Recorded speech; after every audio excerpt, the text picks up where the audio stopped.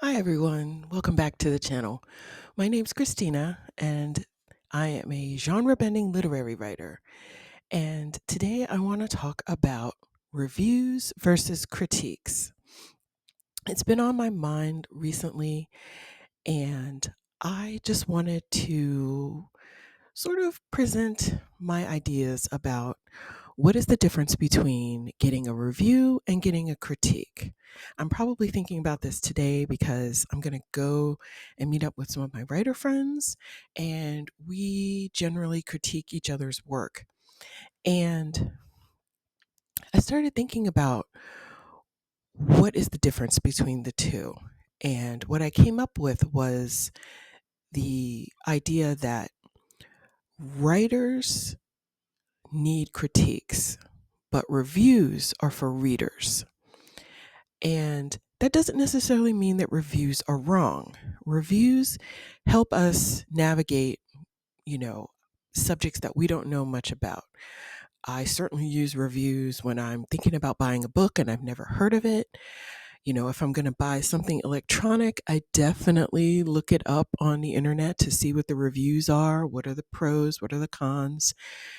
So we definitely need reviews. People like to look at restaurant reviews. If you're going to a new auto mechanic, what's going on there. But usually you're doing that because you want to use a service or you're going to spend your money. Reviews are not for writers. After your book is out or your short story is published, you can't really do anything about it. Now, I say that, however, I did self-publish about 10 years ago, and I have since taken down that book. But when I did self publish it, there was a glaring spelling error on the first page. And I said, oh, I need to unpublish that and fix it and put it back up. And I didn't even see it. I had read it over so many times. Other people had read it, didn't catch it. But one of my family members who bought the book said, do you know there is a spelling error on the first page? And I said, no. So I saw it when she pointed it out. I took the book down, republished it 5 minutes, 10 minutes later after I had fixed the spelling error.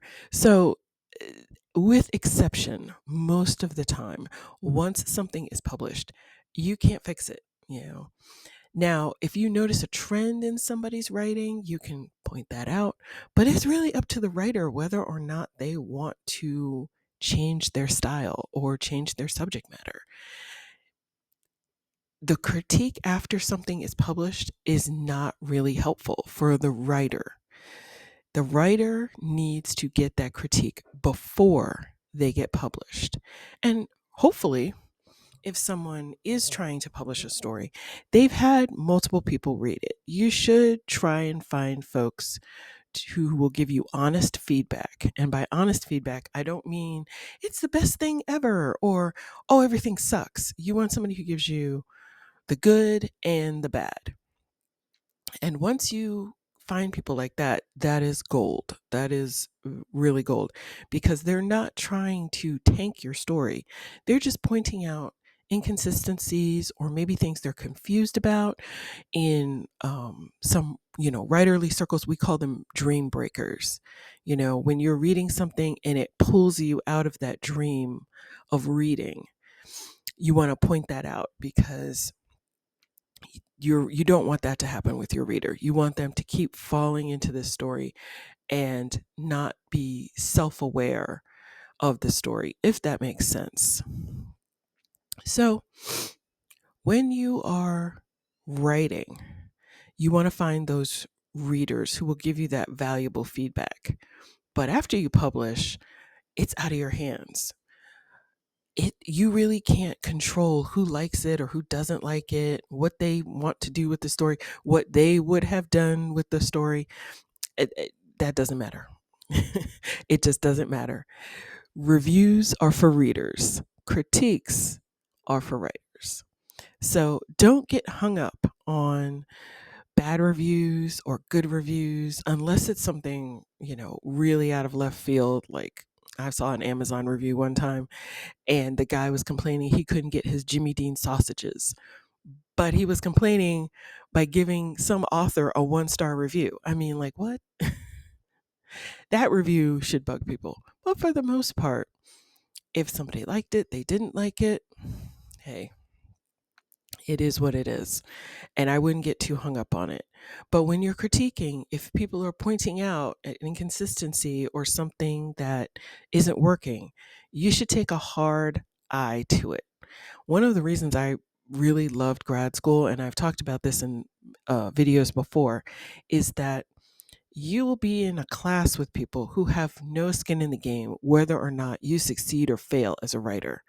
And so sometimes you get feedback that is invaluable because they're not doing it because they want something from you or they think that, they want to please you, not like your mom or your dad or a friend.